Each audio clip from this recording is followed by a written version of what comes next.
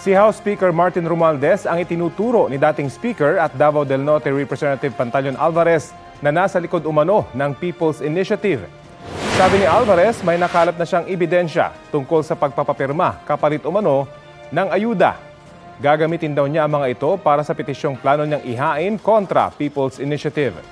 Kumbinsido rin si Senate Minority Leader Coco Pimentel na may kinalaman si Romualdez sa People's Initiative.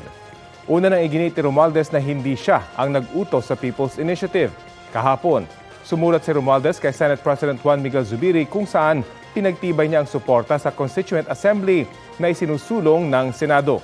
Hinihintay na lang daw niyang aprobahan ng Senado ang inihain nilang resolution in both houses 6 kung saan nakasaad ang economic provisions sa konstitusyon na gustong amyandahan para i-adopt ng Kamara.